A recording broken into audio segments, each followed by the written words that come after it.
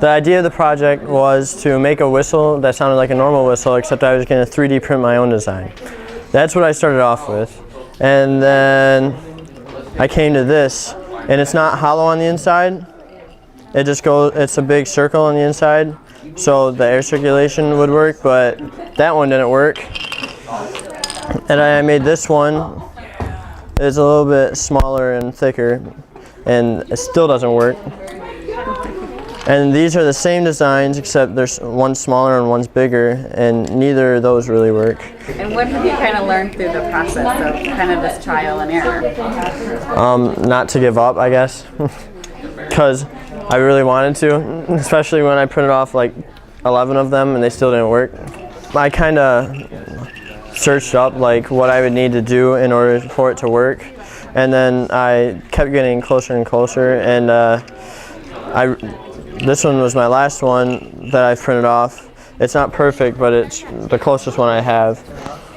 And this one's smaller in here, so there's less air inside, but I can blow in more inside of it because this is longer. So what's your next step? You trying again? Yeah, I was printing right now, actually. Is it gonna work? Yeah. We've been like creating cases for our phones, and it's been going all right. We had to spend a lot of time on it, and like I think it's going pretty good. I think we're gonna do good. What's the hardest part about building? Probably the measurements, because you have to have everything exactly right or it won't fit. This is my phone case. Well, like you were saying, we've made quite a few. I have like 6 or 7, and only like one of them worked. But what you do is you can like get pictures and like put them on something, and you can like cut it out. Like I did with this one, I cut that out, and then you can like, I don't know, you just make ears, I guess, you know. It's been fun to design. Like, what have you thought of the project?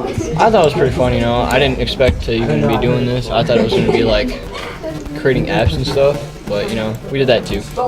But then, no, he said that he had a 3D printer, and we asked him if we could bring it in. And we started doing this, and then it was pretty fun.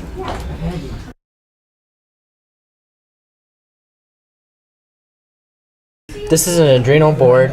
It allows you to test basically a circuit without making it permanent. The project I chose was a motorized pinwheel. This is supposed to clip on using a CD, and it's supposed to spin.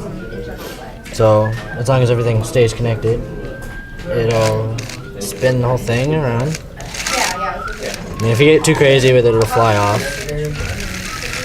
Once it gets up to speed, it'll spin pretty good. Have you ever done anything like this before? I've done a little bit with like soldering more, but I haven't had the funds to actually buy a board.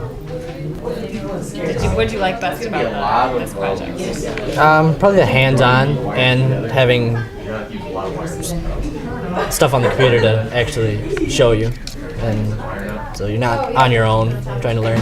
This is a digital hourglass circuit board through the Arduino project, and what we did was we took an open source circuit board with LED lights, and we inputted code into the computer, which we then upload to the circuit board. And I believe it's every 15 seconds right now, but it can change. Each LED will light up and then turn off after 15 seconds. And the resistors that we have all set up here just make it so it doesn't overheat. What are kind of some of the challenges in getting it to work or figuring it out? The code, there's some like, sometimes it'll have like an extra space, like part in there that you're not supposed to have in there, so you have to take it out and then add something else somewhere else so that it works correctly. But does it work? Can we see it? No. No. Not yet. So what are we figuring out? Why the code doesn't work, and then where we're supposed to put these wires, because there's no connectors and terminals. Yeah, like when it's sending the signal here, it's not going to the right spot to make the because light up. Up here it's a different breadboard, which is strange that they gave us a wrong breadboard. We have to focus on how to fix the code since there's an error already. That's the first thing. We have to figure out how to fix the code and at least make the code work. It might work. And then, if we fix the code, it might work or might do something. And then once we get that right, we can start fixing the breadboard and the layout on here. Even though it's not working yet. Do you like to do this kind I mean, Yeah, it definitely. like helps too, like problem solving. Like you learn how to problem I'd say solve. just being creative with different ideas and how to create something.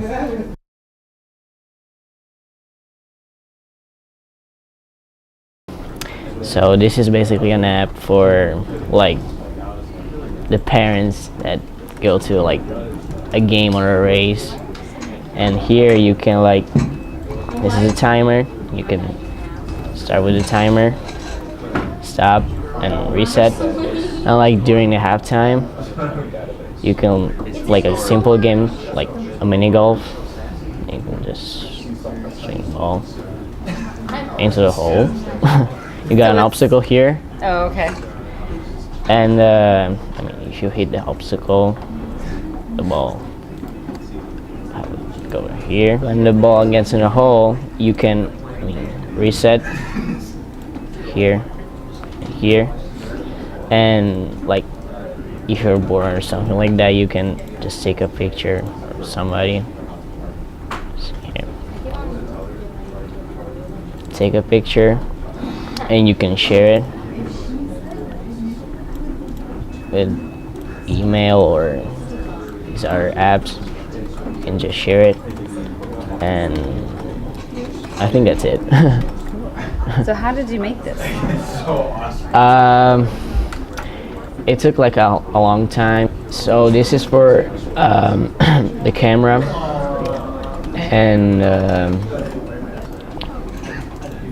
this is for the clock.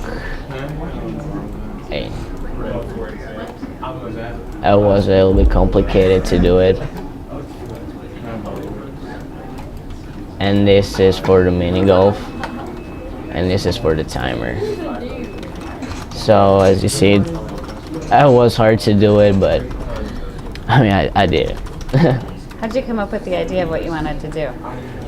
Think about something like, if you're a parent at a game, what you can do like during the halftime, or if you're bored, just play a game. Or it's cool building the app, because I mean, when you will be like a good app maker, it's gonna be like fun, because you can build like more apps and just be my your own.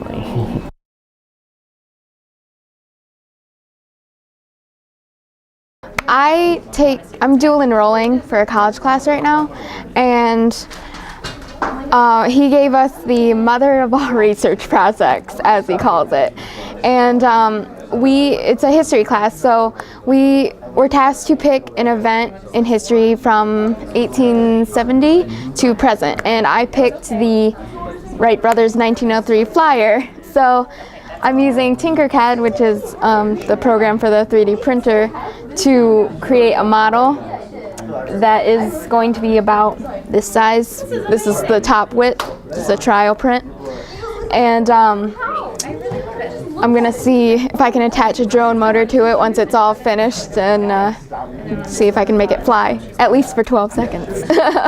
What I did first was I brought up pictures of the flyer that I'm replicating, and I tried to think of ways that I could do that in this. So I just took some basic shapes like rectangles and squares, and created some rounded edges for the wings, and then I kind of put like a basic skeleton of what it's going to be like to build. And yeah, so like these open parts right here in the wings are going to be covered with this type of paper. I can't remember what it was called. It's like plexi paper or something. And yeah, so. Has it been easy? It's pretty hard. I mean, it's easy to come up with like a model like this, but then you have to, like right now, I'm working on fixing the diameters and the sizes of the pegs for these, because as you can see in the trial print, the holes are so small you can't even see through them, or they're not actually there. So I'm fixing that. and then I gotta make sure some screws will fit in the holes to screw it together. And it's really cool. Like, I think, like, cause I'm a visual learner and hands-on stuff is it's easier for me. So like, instead of having to listen to some teacher talk about how this works, I can actually try it and fail and try it again, and it's pretty cool. So this is a glow cloud. It's basically just a paper lantern, and then it has cotton batting around it. It's, well, technically polyester batting. And then it's just hot glued. And then I have lights inside with, like, it has this little remote control. And so if you turn off the lights. We had a student here who did a glow cloud for their 20% time. If you watch, it'll change colors. She has a cotton or a polyester outside with just cotton, and then she put a lantern on the inside, and then she can control it with the remote control in her hand. Very, very cool. And you can see there's different modes.